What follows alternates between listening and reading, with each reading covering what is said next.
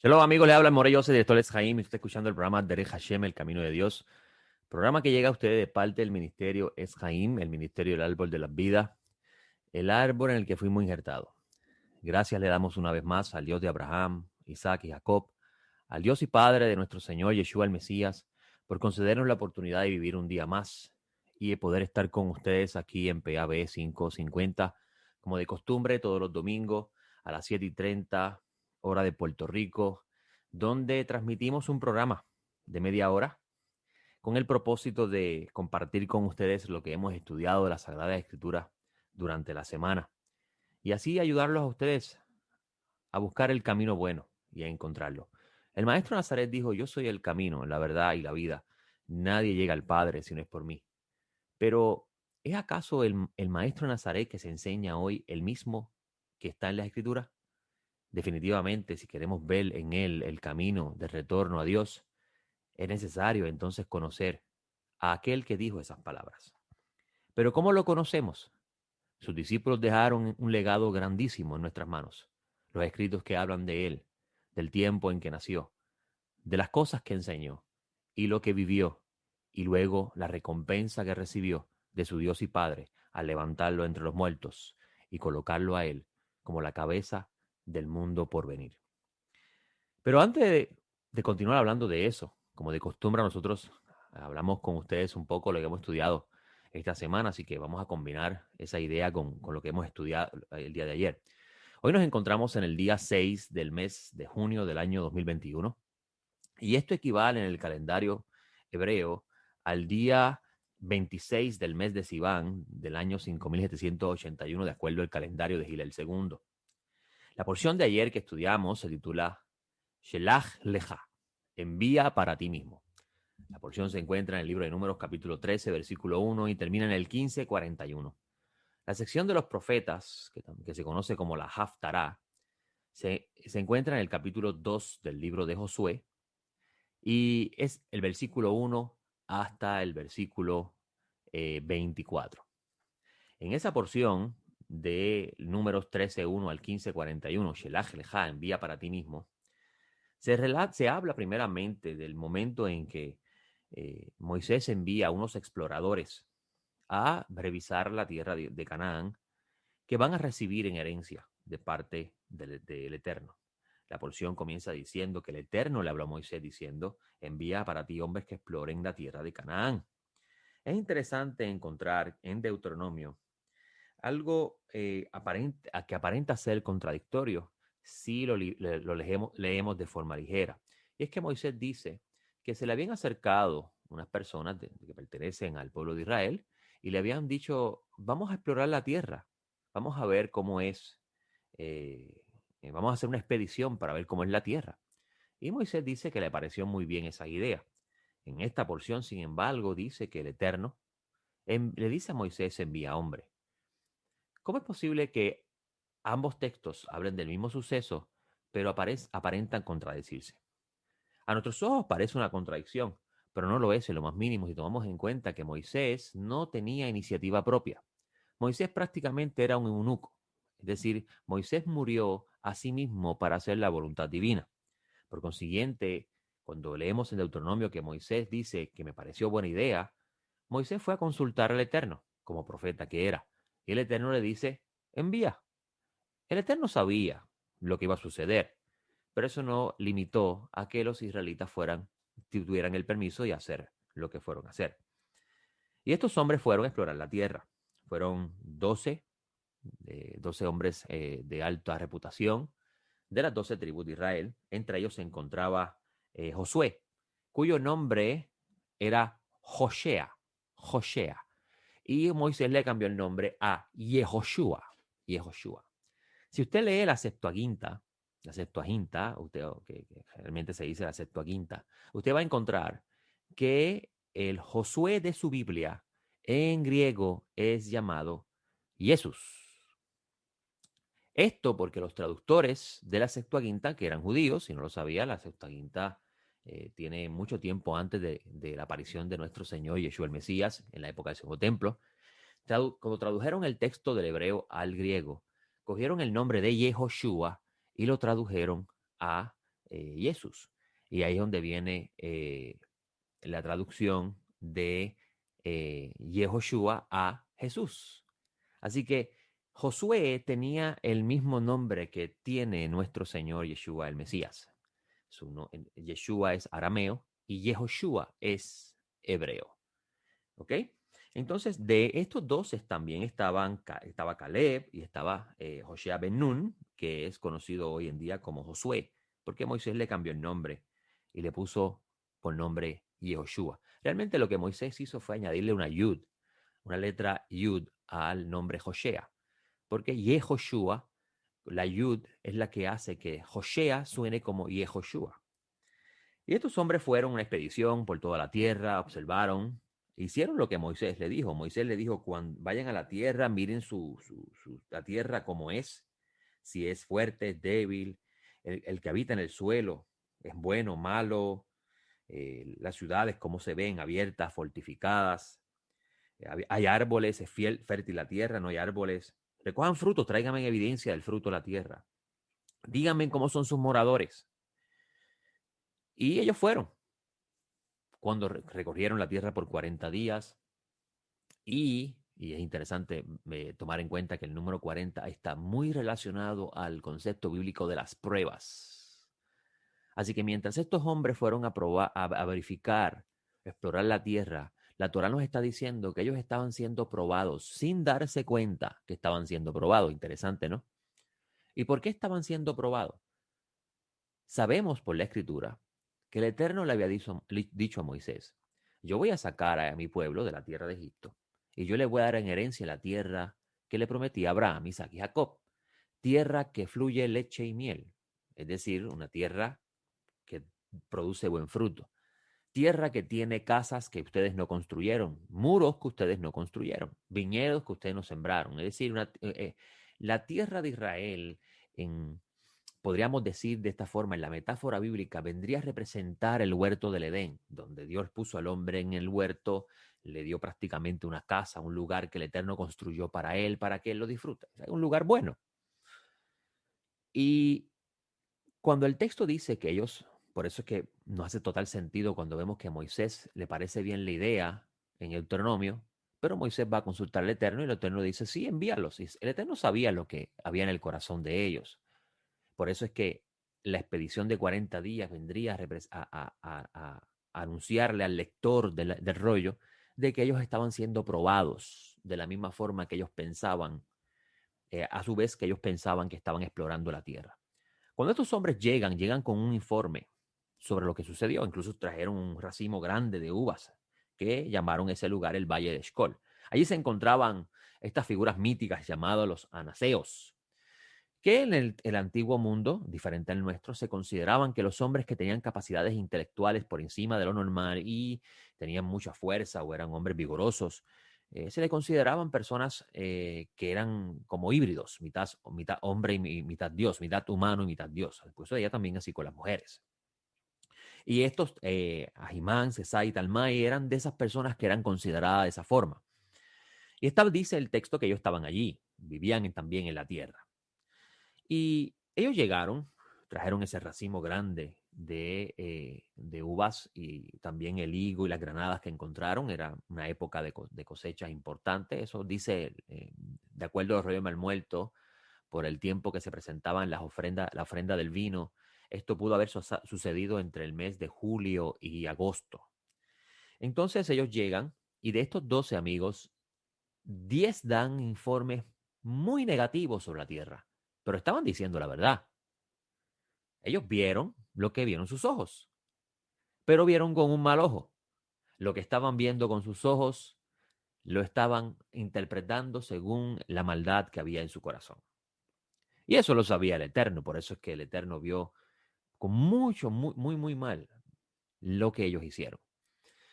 Ellos regresaron y trajeron un mal informe y dijeron, sí, la tierra produce leche y miel, es buena, pero allí hay gente fuerte. Nosotros parecemos langosta al lado de ellos. Es tan y tan grande la gente que vive allí que hasta el fruto que produce la tierra, mira, aquí está las uvas, mira qué grandes son. Van a la par con la grandeza de esa gente. Las ciudades son amuralladas hasta el cielo. Difícilmente podemos tomar esa tierra si es verdaderamente nuestra herencia.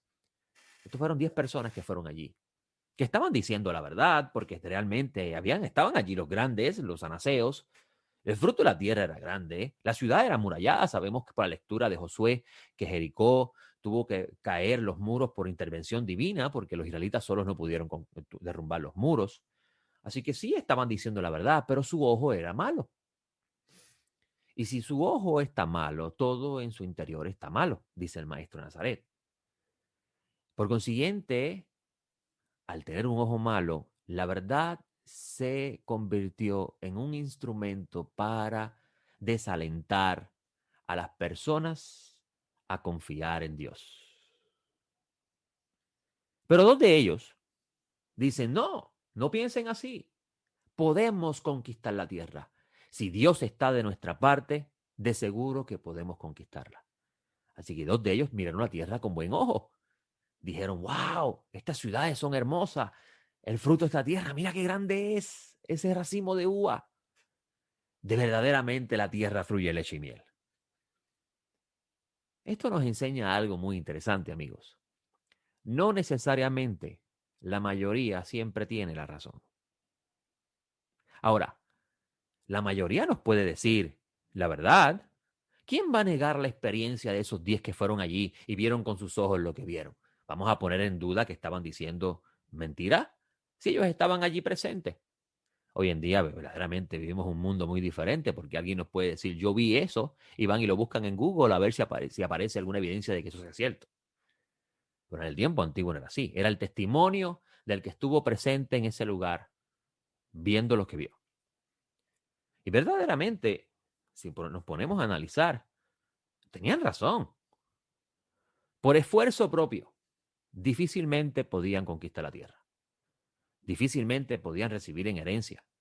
Es imposible ante el ojo humano poder luchar contra hombres como esos y poder derribar muros como los de Jericó. Pero era eso lo que el Eterno le estaba enseñando al pueblo de Israel cuando lo sacó de Egipto, o mejor dicho, cuando hizo las maravillas que hizo en Egipto. ¿Cuál es el mensaje que el Eterno está enviando a generaciones futuras cuando leen estos textos? Pues Pablo de Tarso dice que las cosas que fueron escritas en el pasado fueron escritas para enseñarnos a nosotros, quienes vamos a heredar salvación, si es que estamos en el Mesías. Ahora, un detalle interesante de esta porción es encontrar que Moisés implora, porque el Eterno dice, como han rechazado la tierra, pues yo los voy a rechazar y no van a entrar. 40 años van a morar por el desierto y van a morir. Y los hijos de ellos, los que ustedes temían, que iban a ser devorados por el habitante de la tierra, que iban a ser esclavizados por ellos, son los que van a heredar la tierra.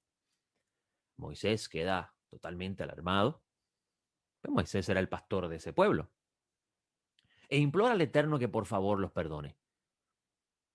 ¿Qué pensarían los pueblos alrededor de Israel cuando vean que el Dios que sacó a ese pueblo de la esclavitud del faraón y Egipto los trajo a morir al desierto? Y Moisés imploró al Eterno y le recordó los 13 atributos de misericordia. Los mismos 3 atributos que el Eterno le revela cuando perdona a Israel por el pecado del becerro de oro, que fue la primera prueba que Israel falló. ¿Sabía usted que este evento de los espías será el número 10? Como dice en esta porción, 10 veces este pueblo me ha tentado. Interesante, ¿no? Y Moisés implora, por favor, perdónalos. Y recordó los 3 atributos de misericordia. Y el Eterno le dijo, y se encuentra en el versículo, incluso vamos a leerlo completo, 14 y 19 dice, perdónate, ruego, la iniquidad de este pueblo según la grandeza de tu misericordia, conforme has cargado con este pueblo desde Egipto hasta aquí. Y el Eterno dijo, lo perdono conforme a tu palabra. No obstante, interesante, el Eterno le dice a Moisés, los perdono. Muy bien. Cualquier israelita en ese momento diría, nos han perdonado, como nos perdonaron el pecado del becerro de oro, que fue nuestro primer pecado. Y el Eterno dice, no obstante, versículo 21, tan cierto como vivo yo, y la gloria del Eterno llena toda la tierra, que todos los hombres que vieron mi gloria y mis señales que hice en Egipto y en el desierto, y aún así me provocaron ya 10 veces y no oyen mi voz. Me provocaron 10 veces y no oyen mi voz. No verán la tierra sobre la cual juré a sus padres. Todos los que me despreciaron no la verán. Y yo me hago una pregunta, amigo. ¿Pero acaso Dios no los había perdonado? ¿No se supone que si los perdonó les permita entrar? ¿Por qué no los dejó entrar si los perdonó? Interesante es ver que el autor de Hebreos, la carta a los Hebreos, habla del reposo, del gran Shabbat. Una idea completamente bíblica con respecto a la era mesiánica, donde él le dice a la generación de ese momento, de la época del Segundo Templo, Jerusalén estaba pasando por un momento difícil, pues la carta de los Hebreos fue escrita a los judíos creyentes en Yeshua, se llamaban, podemos decir en el lenguaje moderno, los judíos cristianos. Él le decía, ese autor decía, si oyen su voz, no endurezcáis vuestros corazones como en el tiempo de la prueba en el desierto, donde el Eterno dijo, no van a entrar. Y él dice, todavía queda un reposo para el pueblo del Señor. Porque claramente la Biblia nos enseña que la salvación de Dios consiste en permitirle al hombre entrar a la vida que representa la nueva creación, el reino del Mesías, y no ser destruido para siempre. Ese es el concepto bíblico que nos presenta la Escritura. Y por eso es que él dice, todavía queda un Shabbat para el pueblo de Dios, queda un reposo. Y dice que Josué no los entró. En otras palabras, el autor de Hebreo está viendo la salida de Egipto y la entrada a la tierra como entrar al reposo, a la salvación de Dios, al reino de Dios. Una sombra, lo pasado como una sombra de lo que habría de venir. Y utiliza ese ejemplo pasado para exhortar en esa carta a esa generación y hablarle a generaciones futuras que no debemos voluntariamente revelarnos al Creador. Ahora, aquí hay una enseñanza muy interesante, amigos. A nosotros nos habían dicho que el perdón de Dios es la garantía y es más que suficiente para tener salvación. Pero no vemos eso aquí.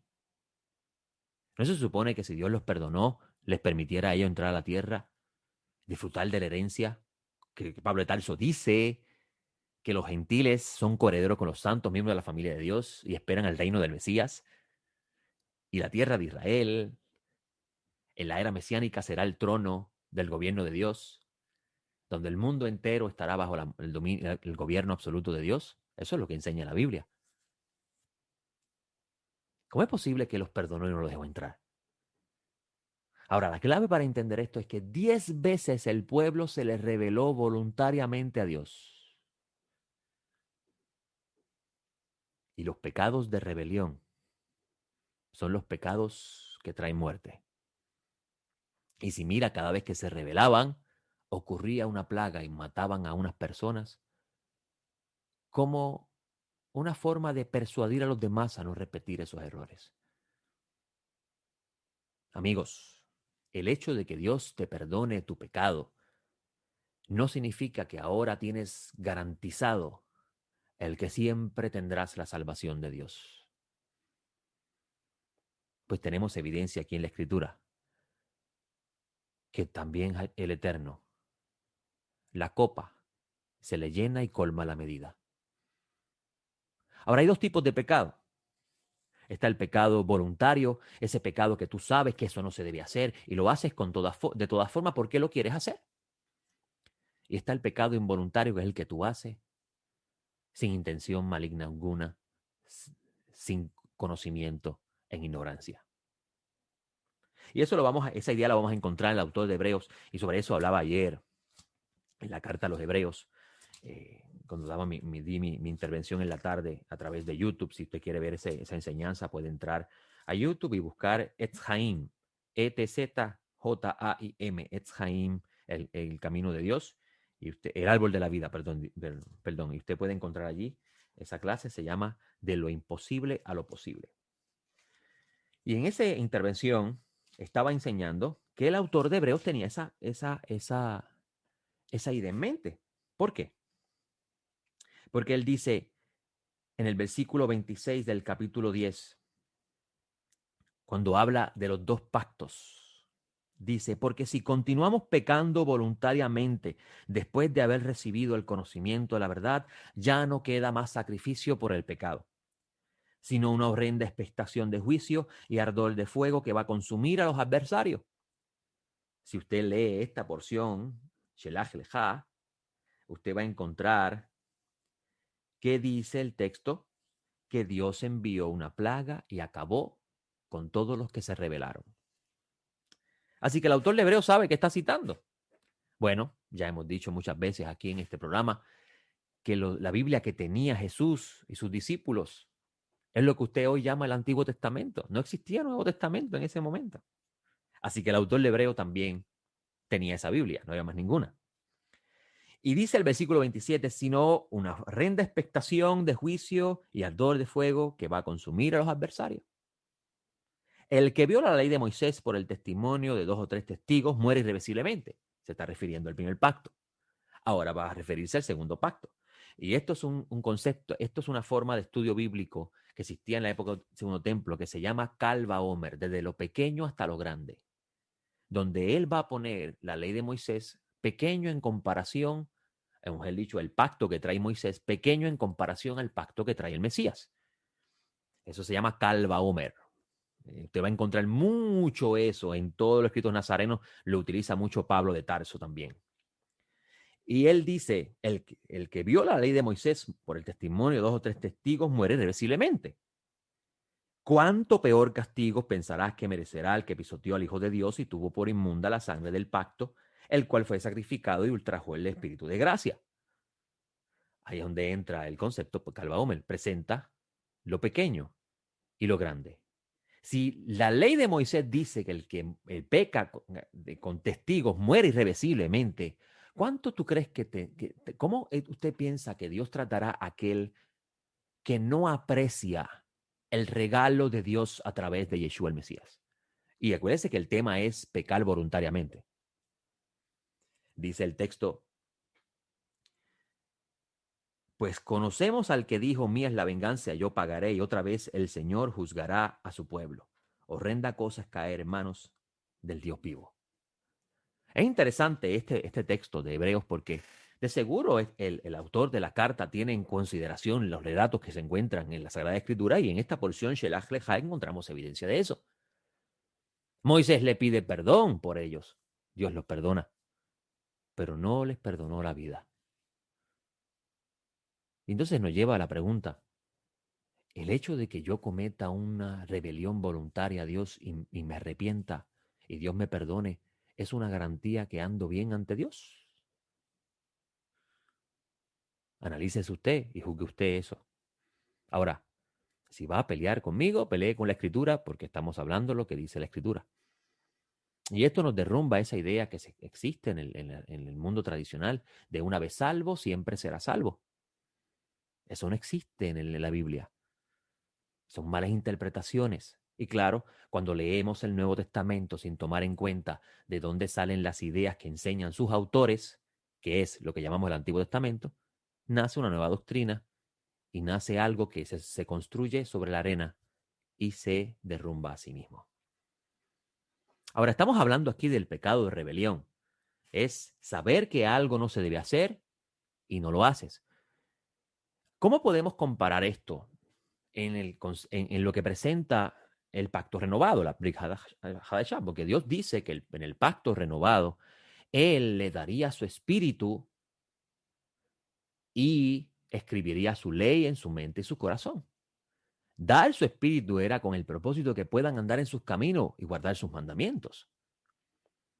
Entonces, si tenemos el espíritu de gracia, porque es un regalo divino, es inmerecible, todos debíamos morir porque éramos rebeldes, así que tenemos algo muy interesante que los profetas profetizan con respecto a comparar con el pasado.